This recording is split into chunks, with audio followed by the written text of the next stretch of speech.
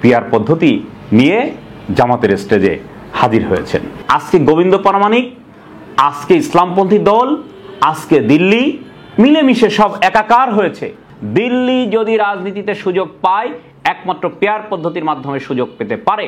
আর এই পদ্ধতির মাধ্যমে সুযোগ পেলে গোপালগঞ্জকে যেই পরিস্থিতি করেছে সারা বাংলাদেশে ওই একই পরিস্থিতি রক্তের বন্যা বয়ে দিবে। বহু আগের থেকেই সে আওয়ামী লীগের আমলের থেকেই সে হিন্দুদের জন্য পৃথক বাক্সের কথা বলে আসছে, সেটা আজকে নতুন নয়। আসুন, গোবিন্দ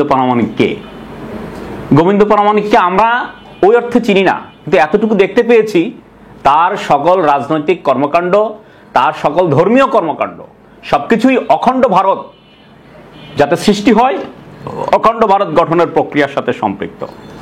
আজকে রক্ত দিয়ে, জীবন দিয়ে ছাত্র জনতা যখন আমাদেরকে মুক্ত করে দিয়েছে দিল্লির কর্তৃত্ববাদী হাসিনা সরকারের থেকে, তখন তো গোবিন্দ প্রামাণিকের জেল খাটার কথা এবং সে যে অধ্যত্ততা দেখিয়েছে অখণ্ড ভারতের পক্ষে, তার আমৃত্যু জেল হওয়ার কথা। অথচ আজকে তিনি পিআর পদ্ধতি নিয়ে জামাতের স্টেজে হাজির হয়েছেন। এটি সত্যি এদেশের মানুষের জন্য দুঃখজনক হতে পারে, খুবই দুঃখজনক হতে পারে। পিআর পদ্ধতি, দেখুন, আমাদের দেশ পৃথিবী থেকে বিচ্ছিন্ন কোনো জনপদ নয়, বিশেষ করে ভারত থেকে। আমাদের চারদিকে ভারত, এবং ভারতীয় রাজনীতির আজকের ভারত আর 47 সালের ভারত কিন্তু এক নয়। আজকের ভারত 65 সালের ভারত কিন্তু এক নয়। আজকের ভারত 71 সালের হিন্দুস্তান এক নয়। আজকের ভারত আঞ্চলিক এবং বিশ্বশক্তি।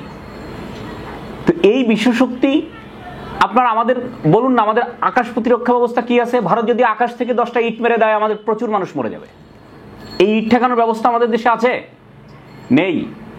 ভারতকে মাথায় দিয়ে দেশে রাজনীতি করতে হবে। আসুন, পিআর পদ্ধতি যদি আজকে প্রতিষ্ঠিত হয়, আমি ধরে নিলাম, নিশ্চিত থাকতে পারেন ভারতীয় আধিপত্যবাদ এবং তাদের যে দোসর, সে আওয়ামী লীগ নামে হোক, অন্য কোনো নামে হোক, বাংলাদেশে আবার এই পিআর পদ্ধতির মাধ্যমে আপনার রাজনীতিতে ঢুকে যাবে।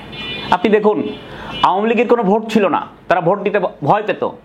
তাদের একমাত্র ভরসা ছিল দিল্লি শেখ হাসিনার মাথার উপরে হাত রেখেছিল, তাই তিনি বাংলাদেশে বেপরোয়া রাজনীতি করতে পেরেছেন, যা খুশি তাই করতে পেরেছেন, হত্যা, খুন, গুম, জখম ইচ্ছা মতো করেছেন, কেউ কিছু করতে পারে নাই তাকে। আমাদের ছোট্ট ছোট্ট বন্ধুরা মুক্ত করে দিয়েছে জীবন দিয়ে, রক্ত দিয়ে। তো যে নির্বাচন হতে যাচ্ছে, এই নির্বাচনে দিল্লির প্রভাবমুক্ত নির্বাচন বাংলাদেশে হবে, এটি বিশ্বাস করার কোনো কারণ নেই। আপনারা দেখতে পাচ্ছেন না, বিএনপির সালাউদ্দিন সাহেব বিগত বছরগুলিতে সে দিল্লিতে আটকে ছিল, দুঃখিত, ভারতে আটকে ছিল, সবাই জানে। এখন তাকে নিয়ে ভিন্ন ভিন্ন কথা বাংলাদেশে প্রচলিত আছে। উনি আজকে বাংলাদেশের রাজনীতির এক বিশাল কিংবদন্তি হয়ে পড়েছেন। মির্জা ফখরুল সাহেব যারা আপনার দেশের রাজনীতিতে জেল খেটেছেন, অনেক মূল্যবান সময় দিয়েছেন, কষ্ট করেছেন, তারাও কিন্তু আজকে অপাঙ্ক্তেয়, তারাও কিন্তু আজকে সামনে নেই। বুঝতে পারছেন না দিল্লি কিভাবে চলে আসতে পারে আমাদের এদেশের রাজনীতিতে? দিল্লি যদি রাজনীতিতে সুযোগ পায় একমাত্র পিআর পদ্ধতির মাধ্যমে সুযোগ পেতে পারে। আর এই পদ্ধতির মাধ্যমে সুযোগ পেলে গোপালগঞ্জকে যেই পরিস্থিতি করেছে সারা বাংলাদেশে ওই একই পরিস্থিতি রক্তের বন্যা বয়ে দিবে। এই জন্য এই ত্রুটিপূর্ণ এই পদ্ধতি, আমরা আপনার এই পদ্ধতিকে উল্টিয়ে দিচ্ছি না। আমরা তো এখন পর্যন্ত বিগত 80টি বছর হয়েছে আমাদের এই ভূখণ্ড সৃষ্টি হয়েছে, মানচিত্র সৃষ্টি হয়েছে, তার থেকে আজকের দিন পর্যন্ত আমরা তো আমাদের ক্ষমতা হস্তান্তর প্রক্রিয়াটাকে সুষ্ঠু এবং স্বাভাবিক জায়গায় আনতে পারিনি অন্যান্য রাষ্ট্রের মতো। আসুন না, আমরা আগে সেটি করি। হস্তান্তর প্রক্রিয়া আমরা আন্তর্জাতিক এবং দিল্লির কর্তৃত্ববাদের কারণে আমরা কিন্তু সেটা আনতে পারিনি, সেটাকে আগে কনফার্ম করার চেষ্টা করতে হবে। এজন্য এই মুহূর্তে পিআর পদ্ধতি আমাদের দেশে কার্যকর নয় এবং পিআর পদ্ধতিতে অনেক ত্রুটি রয়েছে।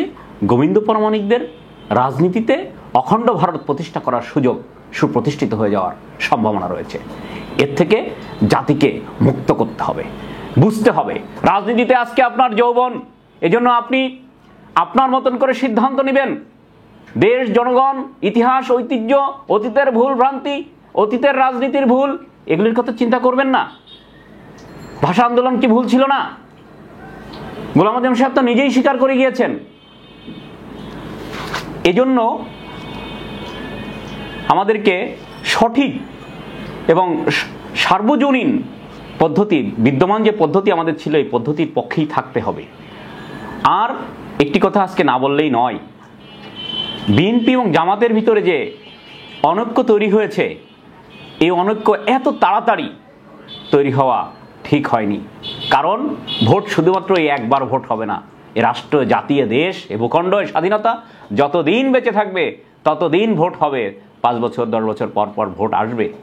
আমাদের বিএনপি জামাত সহ এদেশের দেশপ্রেমিক রাজনৈতিক দলগুলোকে আরও অন্তত 20-30টি বছর অতীতের ভুলভ্রান্তি, জীবন মৃত্যু ক্ষয়ের এই শিক্ষা থেকে ঐক্যবদ্ধ থাকা উচিত ছিল, ঐক্যবদ্ধ থাকা উচিত।